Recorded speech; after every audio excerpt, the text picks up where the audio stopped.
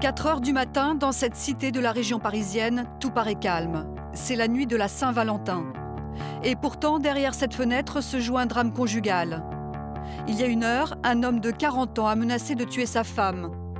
Elle a réussi à s'enfuir et a appelé la police. Son mari est à présent retranché chez eux avec une arme. Il est ivre. Le raid arrive sur les lieux. Christophe est le négociateur du groupe. On va prendre contact avec lui. On a pris le numéro de la femme, on a pris sa puce téléphonique et on va appeler. Comment vous allez aborder? Essayer d'avoir une explication sur ce qui est en train de se passer. Christophe n'en dira pas plus, il doit se concentrer. Première étape pour lui, analyser la situation, en particulier le profil de la personne avec laquelle il va devoir entrer en négociation. Son histoire personnelle, son parcours, son dossier médical. Il menace également de tout faire sauter, donc le gaz a été coupé, mais en revanche il peut y avoir une gazinière avec du bouteille. Et il menace de se suicider avec couteau. D'accord, donc il était ivre. Là, il était alcoolisé, il n'était pas ivre. D'accord. Tu vois, il n'arrête pas d'essayer d'appeler là. Il n'arrête pas d'essayer de la joindre. Il la traite de tous les noms. Il dit qu'il va la tuer, qu'il va se tuer derrière, etc. Donc il est bien remonté là. Donc j'attends pour prendre contact, que Christian soit OK.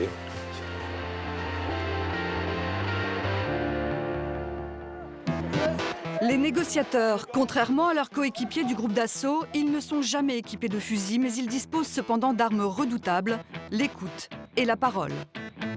Je vous assure que si jamais vous sortez là maintenant, il n'y a aucune raison de vous envoyer nulle part. Donc on fait en sorte que tout se finisse pour le mieux.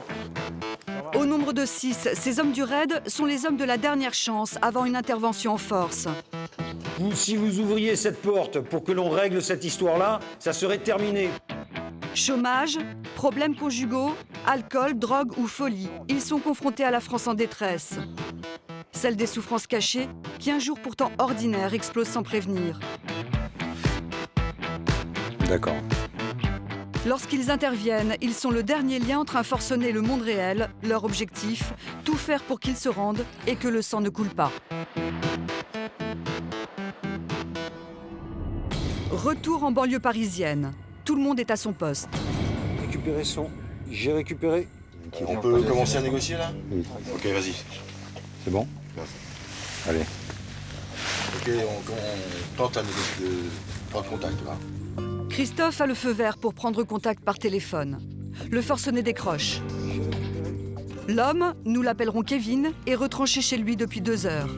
Il menace de se suicider avec un couteau si sa femme ne revient pas au domicile conjugal. Je me doute bien, monsieur. C'est votre surnom, c'est ça? D'accord, bon, moi c'est Christophe. Dites-moi, la situation, elle est pas si mauvaise que ça avec votre épouse, là. Vous mettez un coup de couteau si jamais quelqu'un entre chez vous. D'accord.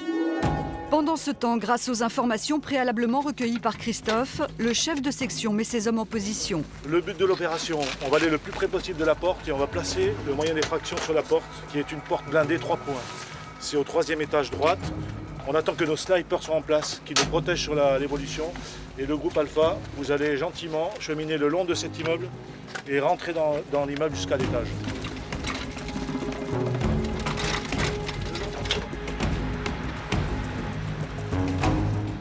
Dans la cage d'escalier et derrière la porte du forcené, ils sont une 12aine en tout, armés de boucliers et de fusils d'assaut, prêts à intervenir si la négociation échoue. S'il vous plaît. Ok. Donc là, on le laisse 5 minutes. Par contre, il faudrait que les gars soient discrets derrière la porte. Il les entend beaucoup et ça le fait monter dans les tours.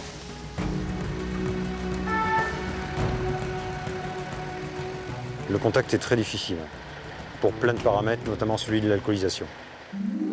Jusqu'en 85, ce sont les commissaires qui assuraient la négociation en plus de la gestion de leurs équipes sur le terrain. Pour les soulager, les négociateurs ont été mis en place.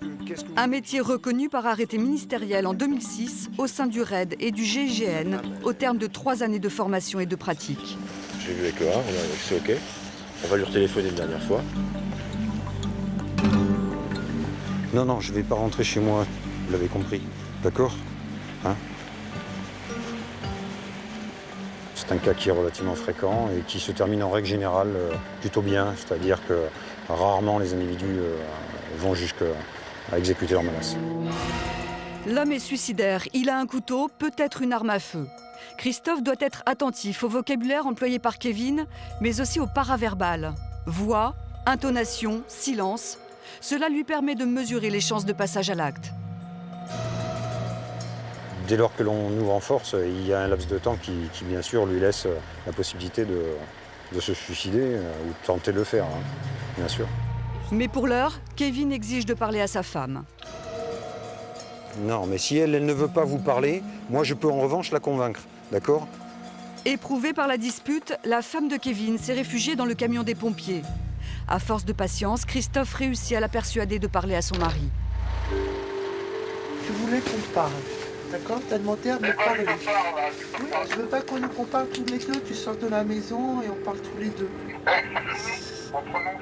Je veux bien essayer de te laisser une dernière chance, mais pour ça, il faut que tu sortes de la maison, qu'on en parle tous les deux. Hein?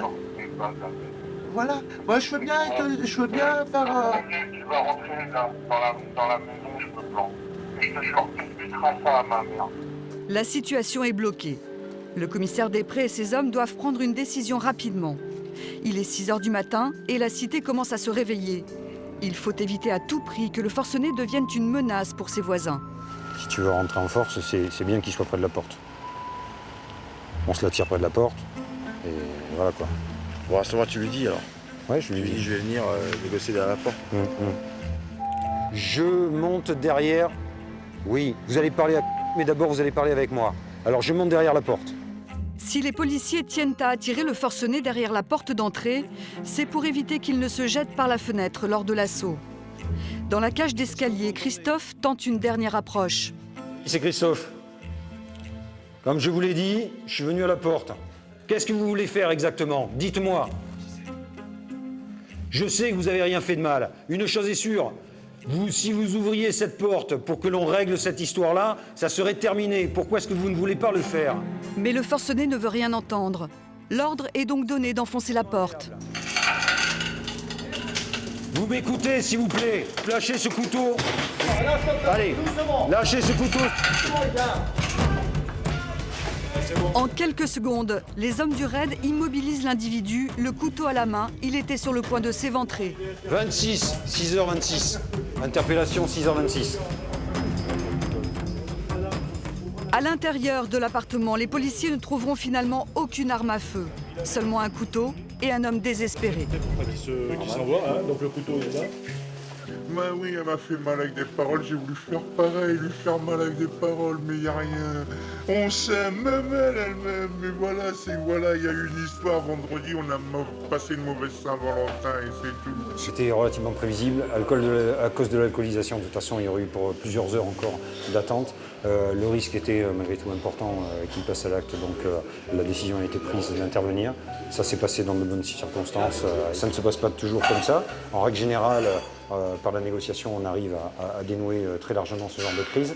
Là, ici, il y avait quelques impératifs, notamment au niveau des timings, etc., qui ont fait qu'il a fallu donc, intervenir également au vu du risque. Bon courage, merci de votre assistance. Bah écoute, n'hésite pas. Dans 1 heure, on est prêt. Une omelette, c'est bon. 3 heures après leur arrivée, les hommes du raid rentrent au service. Le forcené, lui, est emmené au commissariat le plus proche pour y être interrogé.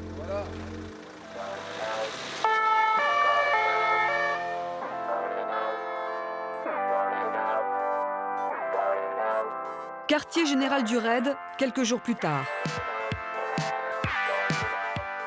Entraînement, intendance, mais aussi moments de détente sont le lot quotidien des hommes lorsqu'ils ne sont pas en mission. Oui, ça c'est. Des moments de répit de courte durée. L'alerte est donnée, une équipe doit être prête à partir dans les 10 minutes. Il s'agit d'une prise d'otage. Le négociateur désigné, c'est Stéphane. Ok, donc on va partir, hein, on va partir.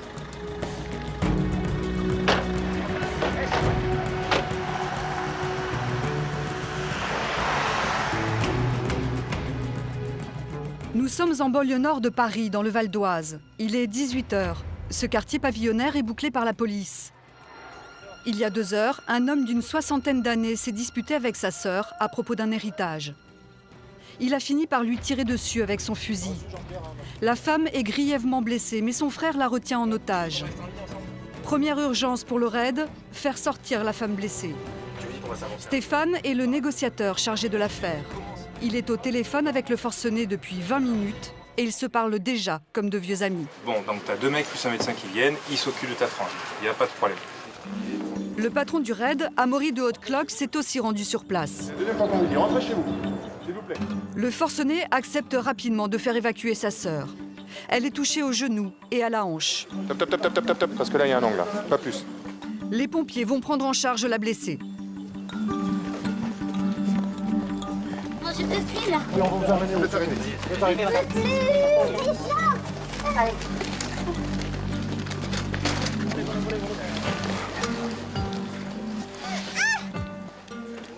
Maintenant, on a un forcené à gérer. Maintenant, on retombe dans une situation que je qualifierais de plus classique. La sœur du forcené est maintenant hors de danger. Le chef du raid donne ses directives au négociateur qui est toujours en ligne avec l'homme retranché dans sa maison. S'il a tenu parole, je voudrais que tu le rappelles pour lui dire qu'à notre tour, on va tenir la nôtre. Il faut qu'il se rende, qu'on considère qu'il ne s'est rien passé. D'accord ? Une balle dans le cornet. Ouais, mais non, on rentrera pas de chercher. Mais le forcené n'en est pas là. C'est un homme plein de rancœur. Il a besoin de parler et Stéphane devient son confident. A priori, c'est bon signe. Quand un sujet manifeste l'envie de parler plus longtemps, comme c'est le cas ici, les négociateurs estiment que la situation commence à s'améliorer.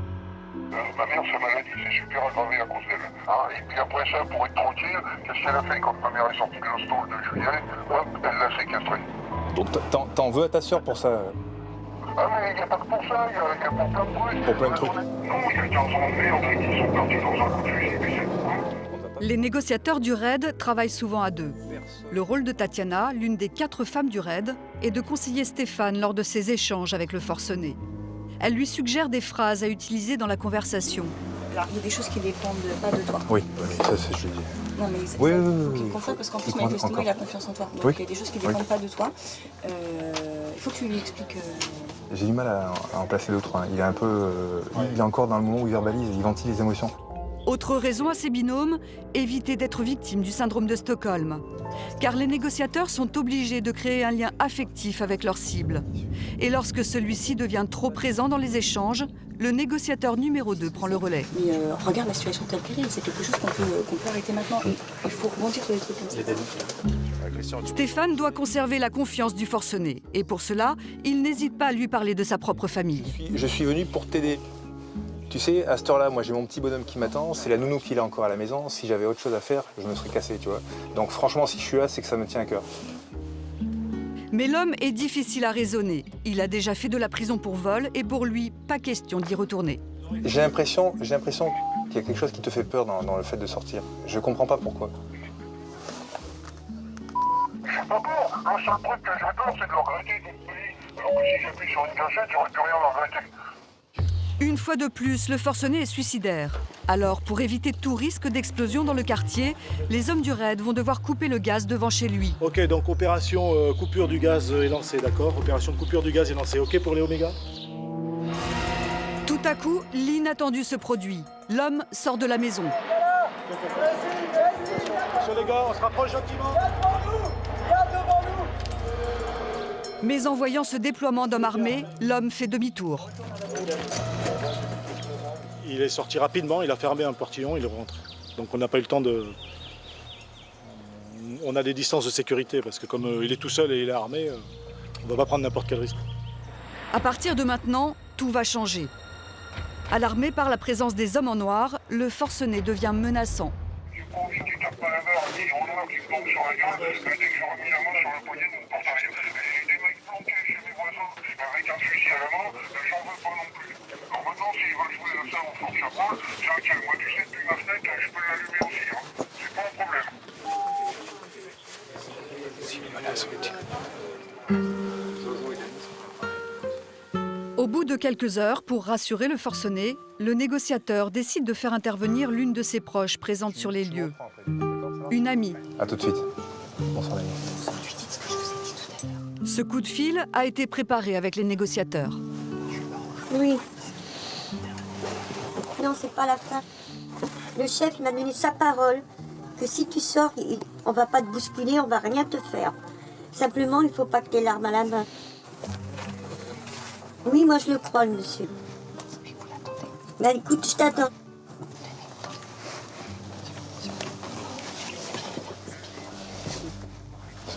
C'est moi qui ai repris la conversation. Elle pleure. Il faut qu'on s'arrête là. Ça va, là, ça va encore. Tu vois, tout va bien. Franchement, plein d'espoir encore.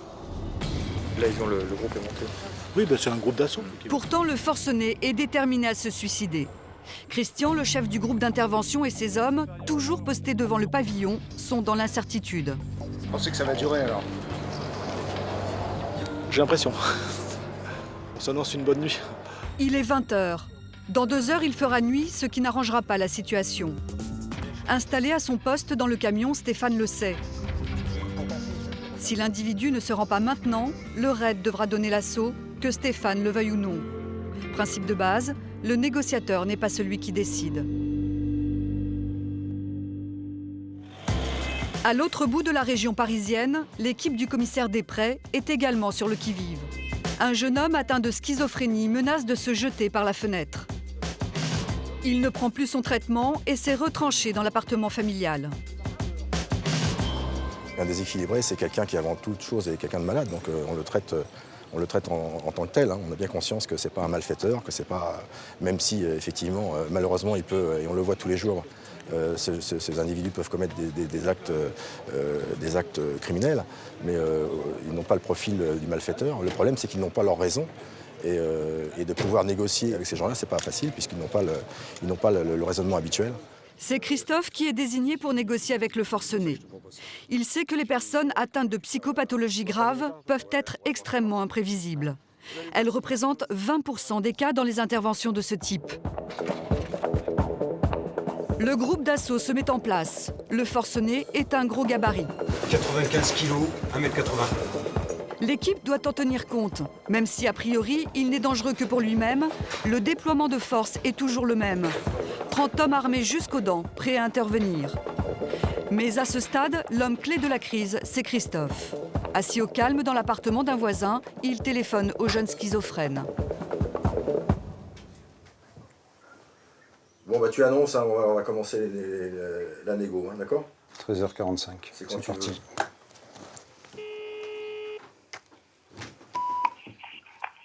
Monsieur, vous m'entendez?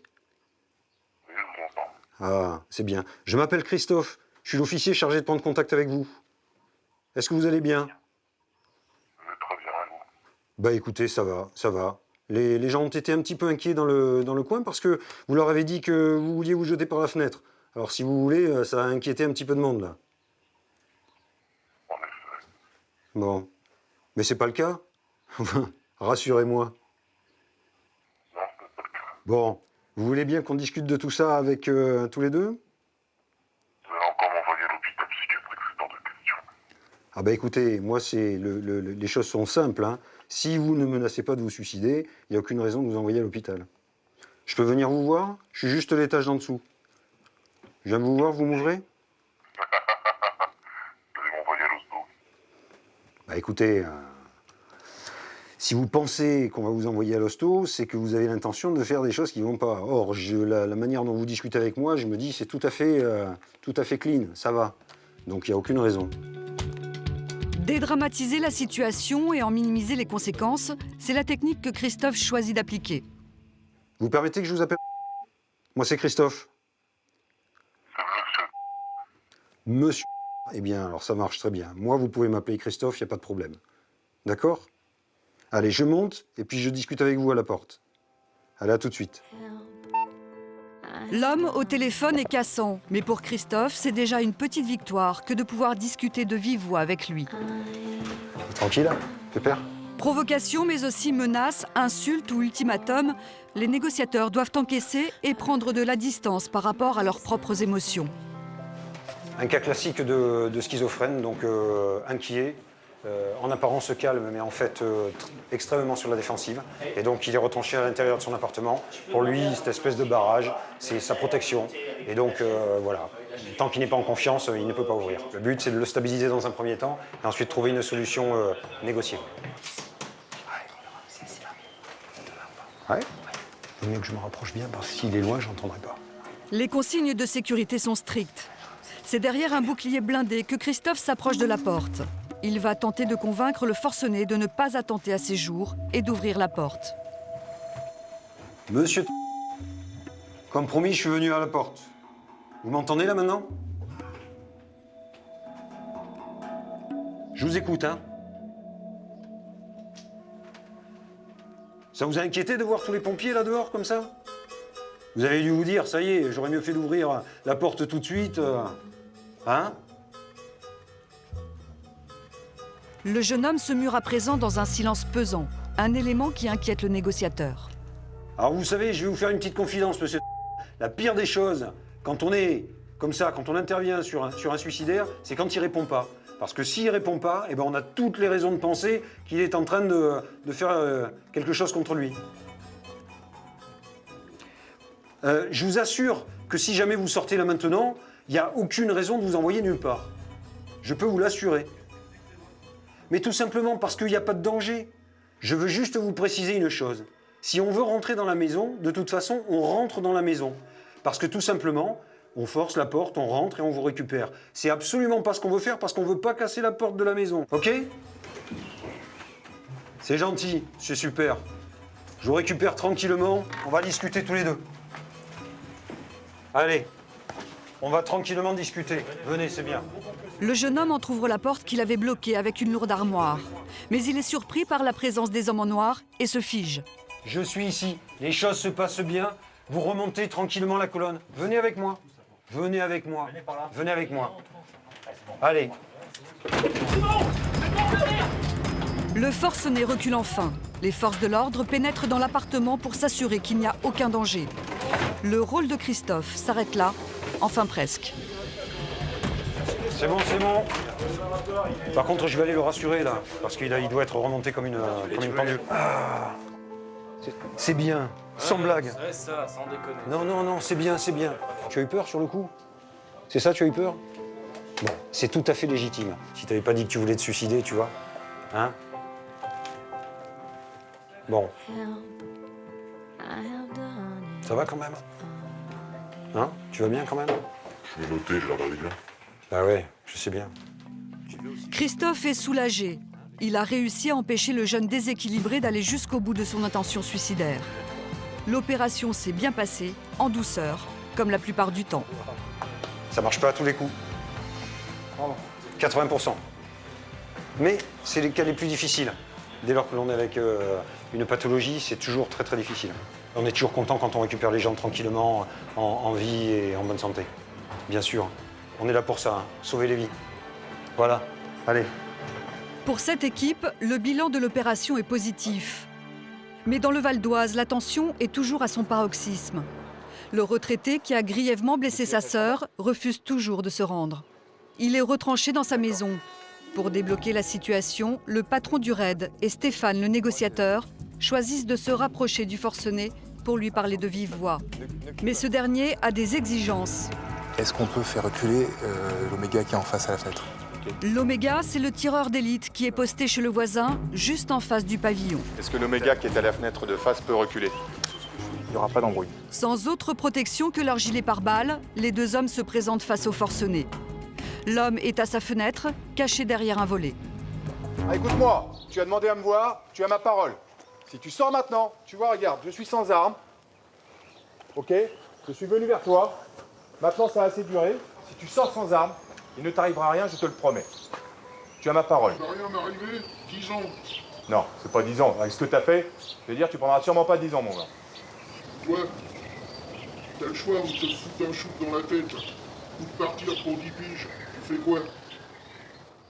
Quand t'as un fils, quand t'as une amie, tu peux pas ce genre de questions. Mais malgré tous leurs efforts, l'homme est réellement déterminé à en finir. Je vais te demander un dernier cadeau. Mais viens, dernier cadeau, on va l'avoir ensemble. Laisse-moi me flinguer tranquille. Non. Mais non. Laisse-moi me mettre en règle avec moi-même. Je ne vaux plus rien. Je vaux même pas la balle de fusil que je vais me foutre dans la gueule. Ton fils, tu sais ce qu'il te dit là? Moi, j'étais à côté de lui au téléphone. Putain, c'est encore un sens pour le père que tu es, ça? Écoute, c'est un grand garçon, il est sorti d'affaires, il vit bien, il a sa petite nana, il est peinard.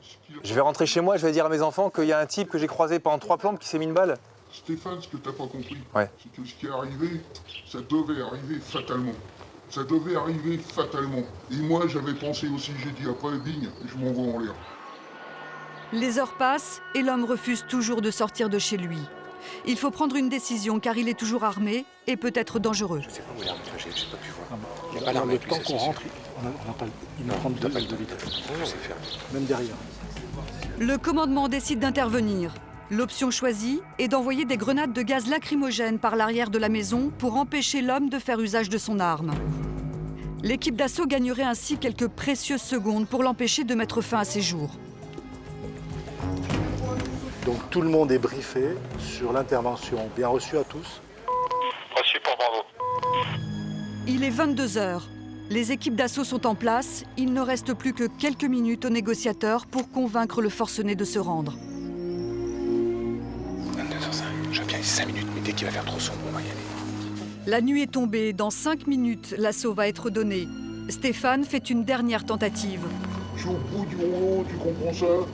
Je suis complètement au bout du rouleau. Le forcené ne peut pas le voir, mais sur le panneau que Tatiana montre à Stéphane, il est écrit « Assaut ». La mission de Stéphane s'arrête là. Comment tu veux que ça se sache si ça se ferme comme ça, si ça se termine comme ça là? Des grenades lacrymogènes sont lancées par les policiers à l'arrière de la maison. Le groupe s'avance et tire dans le portail pour l'ouvrir. Mais de peur du cambriolage, le forcené avait transformé sa maison en un véritable bunker. Vitres et portes sont blindées. Les hommes du raid doivent tirer dessus à plusieurs reprises pour en venir à bout. Ils parviennent à entrer rapidement dans la maison. Hélas, pas assez vite. Vous sortez les gars. J'ai mis une balle dans la tête. Vas-y, Je peux y aller? bah, vas-y pas, parce que de toute façon tu vas. Vous voulez le faire, vous voulez le faire.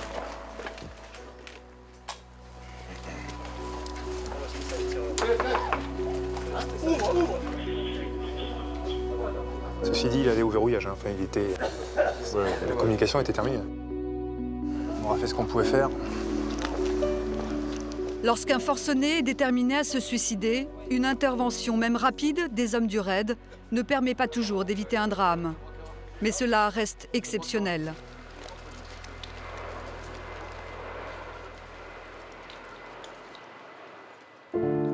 Demain, ils repartiront en mission. Ils tenteront l'impossible afin de sauver des vies, y compris celles d'hommes et de femmes ordinaires qui veulent se faire entendre et qui ne savent plus comment faire, plus qu'un travail. C'est chez eux une vocation.